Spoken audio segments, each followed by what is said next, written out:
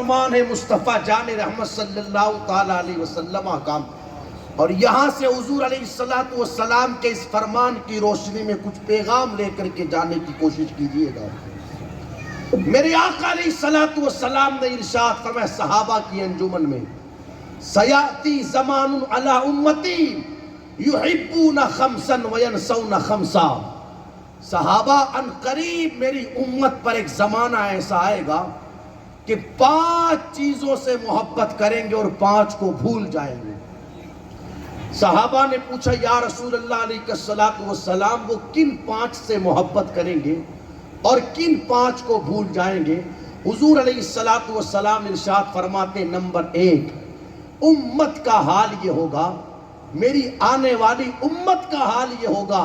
کہ وہ دنیا سے محبت کریں گے اور آخرت کو بھول جائیں گے۔ آج جب معاشرے کے حالات دیکھے جاتے ہیں تو دل یہ کہتا ہے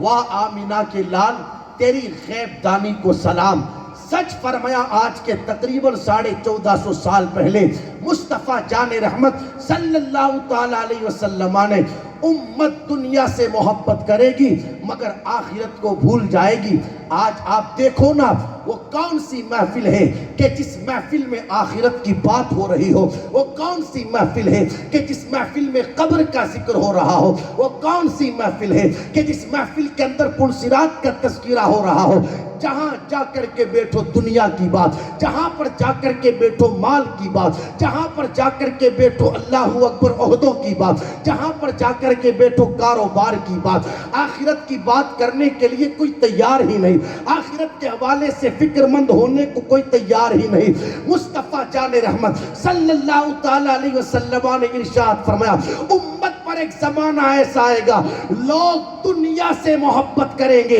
مگر آخرت کو بھول جائیں گے۔ آج لوگوں کا حال یہ ہوا، بھلا دیا لوگوں نے آخرت کو، مگر جن بزرگوں کی بارگاہوں میں ہم اور آپ حاضر ہوتے ہیں کبھی ان کی زندگی کو پڑھا تو ہوتا، کبھی ان کی سیرت کو جاننے کی کوشش تو کی ہوتی۔ ہم نے اللہ والوں کی بارگاہوں سے صرف اتنا ہی تعلق جوڑ کر کے رکھا کہ ان کے عرس کی تاریخ آئی، پہنچ گئے نئے کپڑے پہنچ کر کے اللہ پہن کر کے اللہ والوں کی بارگاہوں میں جھولے کھائے، موج مستی کی، اللہ اکبر، ادھر ادھر گھومے پھرے ٹہلے، کھایا پیا اور واپس اپنے گھروں کی طرف پلٹ گئے۔ اور ہم نے سوچا کہ شاید اللہ والے کی بارگاہ میں جانے کا ہم نے قضا کر دیا۔ نادان، تجھے پتہ ہی نہیں ان بارگاہوں کی شان کیا ہے، ان بارگاہوں کی عظمت کیا ہے۔ یہ بارگاہیں ٹہلنے کے لیے نہیں ہے، گھومنے پھرنے کے لیے نہیں ہے، کھانے پینے کے لیے نہیں ہے، موج مستیاں کرنے کے لیے نہیں ہے۔